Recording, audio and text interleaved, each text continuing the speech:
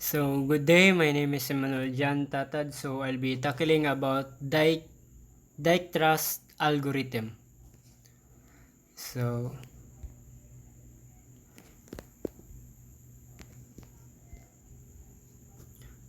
here is we have the table of contents. From one is introduction to Dijkstra's algorithm. Second is how does Dijkstra's algorithm work. Third is implication of Dijkstra's algorithm in Java. And lastly is the history of Dijkstra's algorithm. So, what is Dijkstra's algorithm? So, Dijkstra's algorithm is a classic algorithm in computer science used for finding the shortest path between nodes in a paragraph. It was specifically designed for graph with non-negative edge weights, meaning that each connection between two nodes has a positive or zero value representing the distance or cost. So here is how does Dijkstra's algorithm work. So here we have the illustration of Dijkstra's algorithm. So we'll be illustrating the Dijkstra's algorithm, which known for its greedy shortest path node. So first is we have the node 1, 2, 3, 4, 5, 6 known for the neighbors. So Dijkstra's algorithm is the shortest path. So from 1 hanggang sa 6 is which is ma-shorten ang time or shorten ang path. So first is we need to choose the root. So 1 is the root. So the value is 0. So visited. So now is nandito tayo sa 1. This is 1. 1.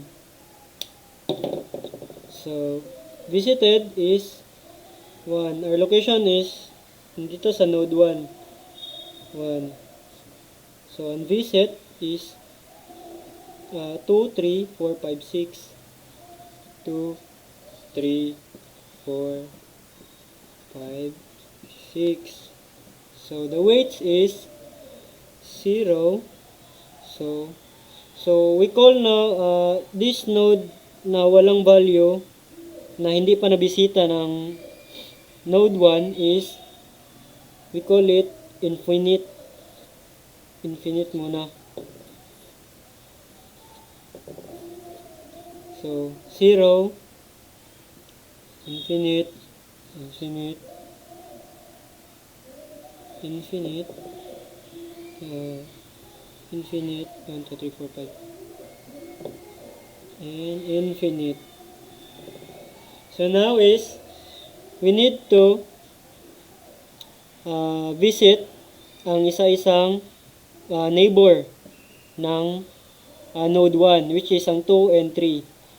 So from 0 plus 3 equals 3. From infinite, updated na sa 3, which is wala na to. Then, ang node 1 is visited mo na sa 3, which is 0 plus 6, which is, ito is mga path man to, path, number of path. So, from 0 plus 6, infinite, updated to 6. So Dijkstra's algorithm is known for this short path. So, saan mas maliit sa dalawa is 3 or 6, which is ang 3. So, from node 1, pupunta tayo sa node 2, which is maliit kaysa sa 6.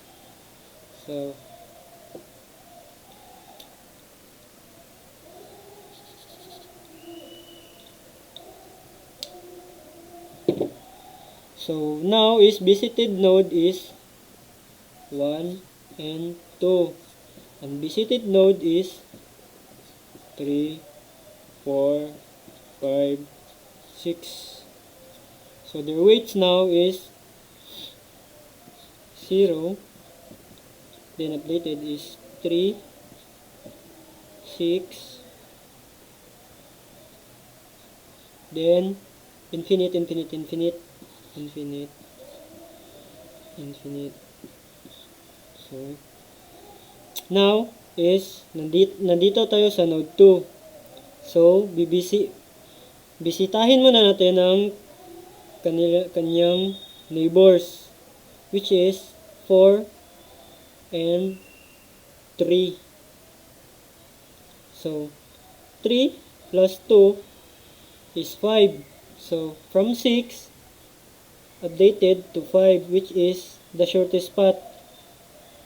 Bakit naging 5 is pag maliit ng number, maliit ng path is mas mabuti sa Dijkstra's algorithm. So from 6 to 5.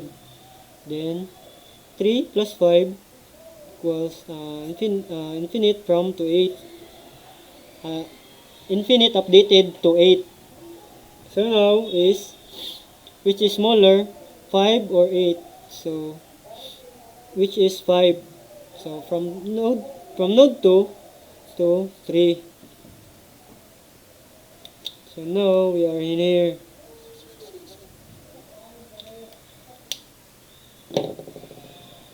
Three. So visited node is 1, 2, 3. And visited node is 4, 5, and 6. So their weights now is 0, 3 to 5, and 8, and infinite. So now we are here sa node 3. So 5 plus 3 equals 8. So it's 8 naman already, so we need to update. 5 plus 2 equals 7. From infinite to updated to 7. So which is smaller is 8 or 7, which is 7 ang smaller. So from node 3 to 5.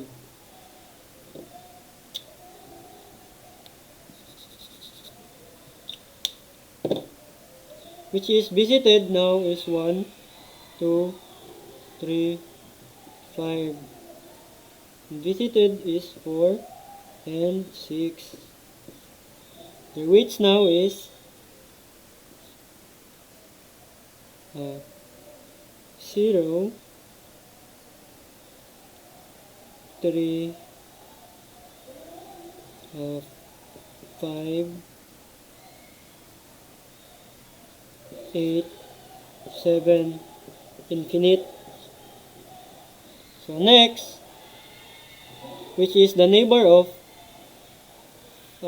in here na nandito tayo sa node 5, which is 7 plus 6, which is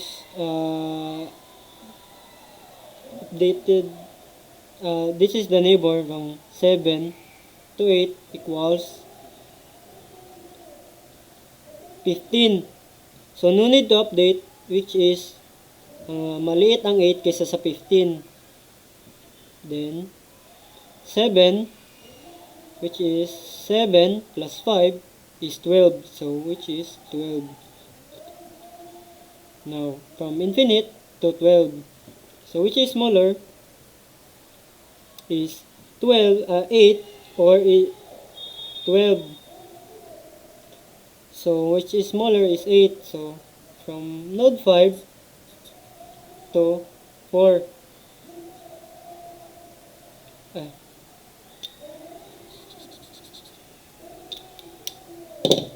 So 1 visited.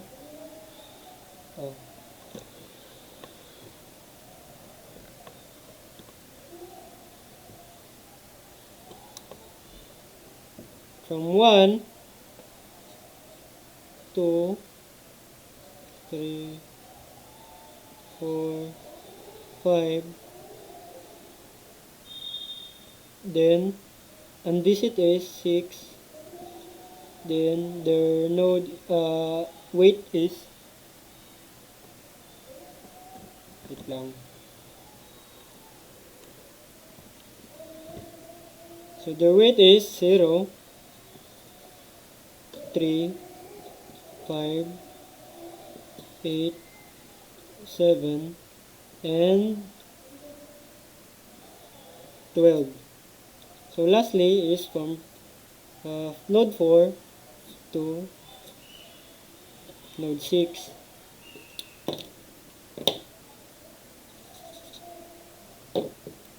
So this is the shortest path. Visited is 1, 2, 3, 4, 5, 6.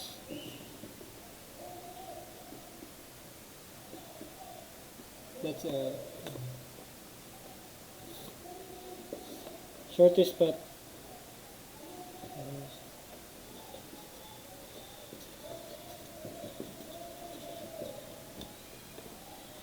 Shortest path from node 1 to node 6. That's all. Thank you.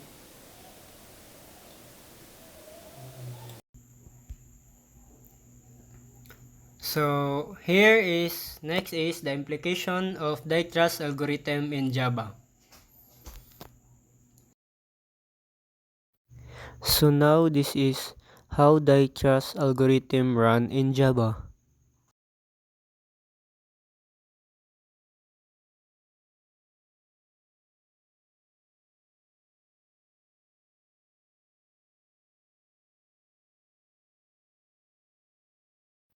So now we have the node and the weight of the die-trust algorithm.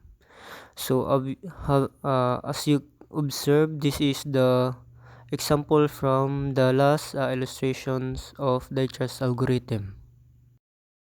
So next is we have the source code. Implication of die-trust algorithm in Java. First is the import of Java util.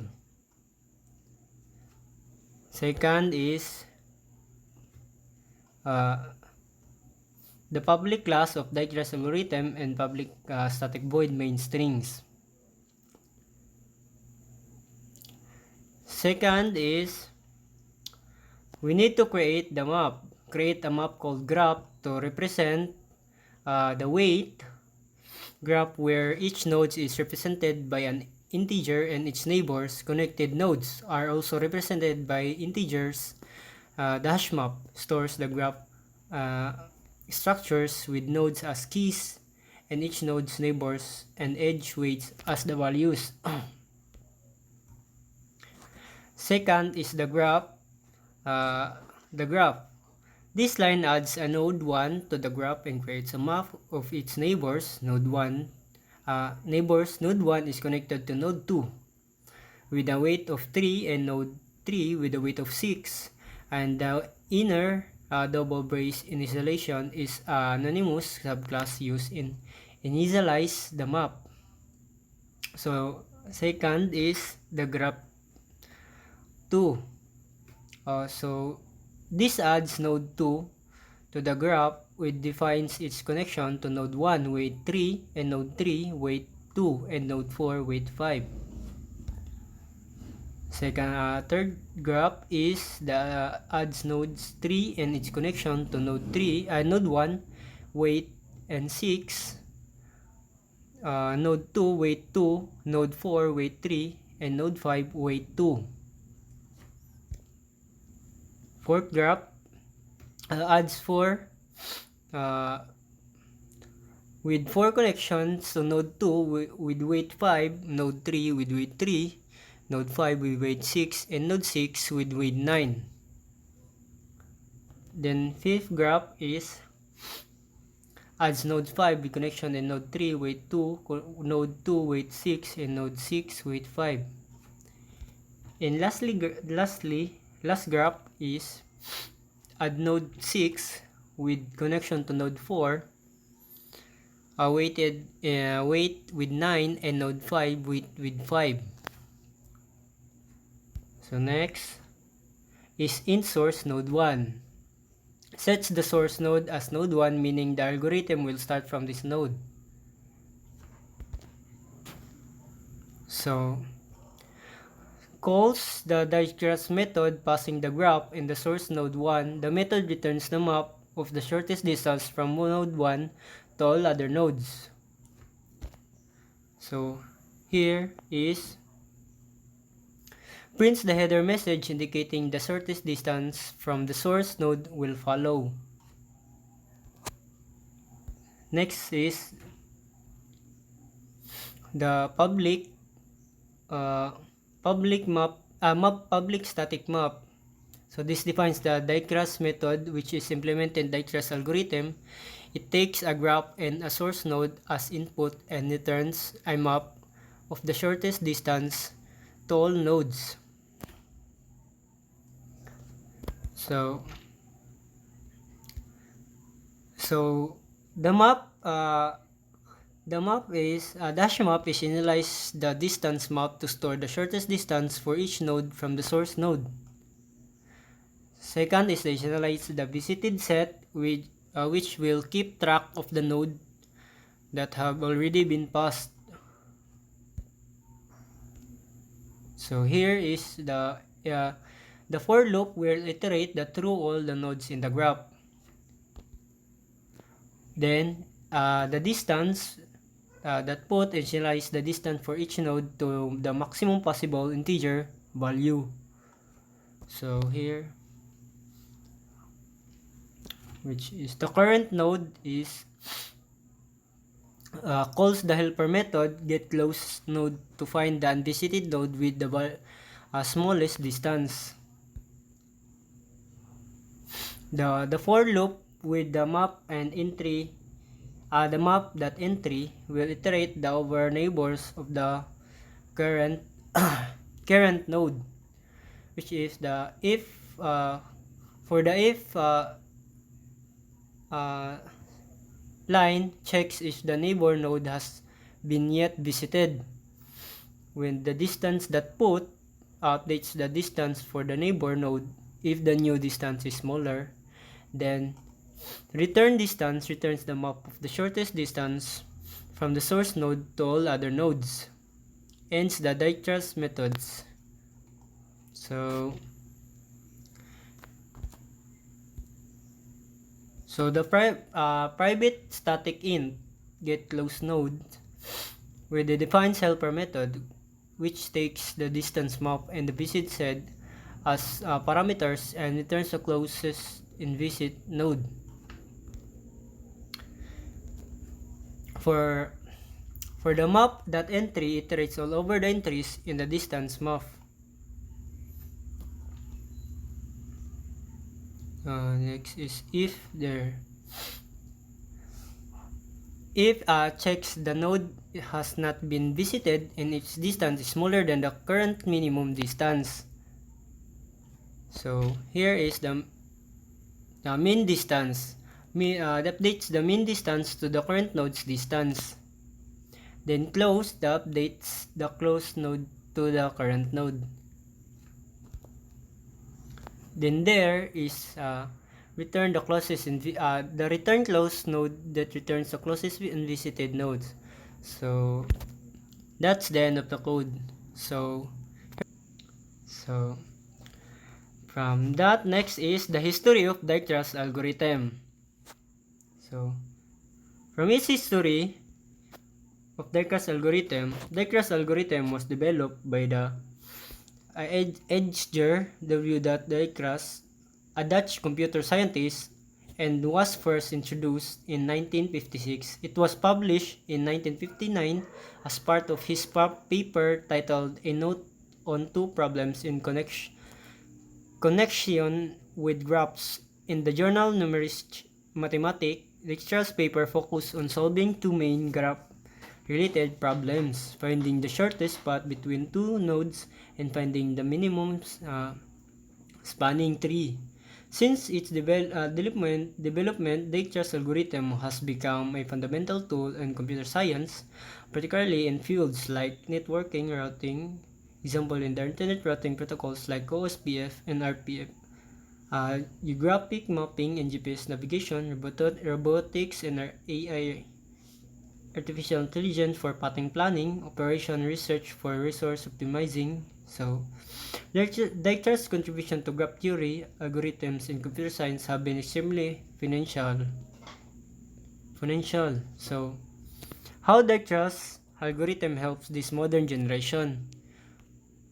So, how Dijkstra's algorithm helps this modern generation is by Dijkstra's algorithm plays a crucial role in many modern technologies and real-world application, especially as we navigate in a increasingly connected and data-driven world. Its primary function is to find the shortest path between nodes in a graph, which is a powerful tool for solving various problems related to routing, optimization, and network efficiency. So our example is navigation and routing system, GPS maps and traffics, telecommunication and networking, artificial intelligence and robotics, logistics and supply chain management, urban planning and infrastructure development, social networks and recommendation systems, financial sector and trading algorithm risk management, healthcare and emergency response, artificial neutral network and deep learning. So by the conclusion, Dijkstra's algorithm helps the modern generation in areas ranging from everyday navigation to advanced AI systems. Its ability to find the shortest path in a graph or network underpins technology in transportation, logistics, social network, telecommunication, and beyond by optimizing resource allocation and decision making. It significantly improves efficiency, reduces cost, and enhances user experience in various industries. So Dijkstra's algorithm daw is known for its greedy and shortest path, so which is helpful sa ngayon na generation, which is lahat ng technology need ng mabilis na or mabilis na pathing or mabilis na connection para sa magkabilaang which is like for example is routing system need talaga ng mabilis na like directory. For directory is like that. So that's all and thank you.